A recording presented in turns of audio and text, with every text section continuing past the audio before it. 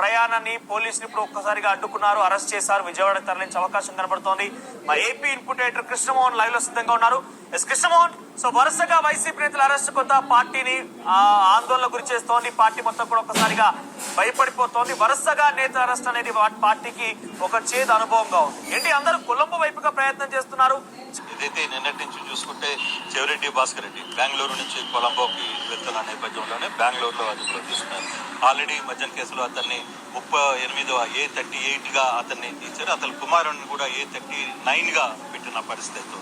ఈరోజు బెంగళూరు నుంచి కూడా చెవిరెడ్డి భాస్కర్ రెడ్డిని విజయవాడ సిట్ ఆఫీసుకి తరలించిన పరిస్థితి. మరోవైపు కొడాలి నాని, మాజీ మంత్రి కొడాలి, ఇటీవలే ఆయన బైపాస్ సర్జరీ చేయించుకున్నారు. బాంబేలో సర్జరీ చేయించుకున్న తర్వాత చాలా వరకు ఇంట్లోనే ఉంటున్న నేపథ్యం సడన్ గా ఆయన కోల్కతాకి వెళ్ళారు. కోల్కతా నుంచి కొలంబోకి వెళ్లే ప్రయత్నం చేశారు. ఆ నేపథ్యంలో నానిని అదుపులో తీసుకున్నారు.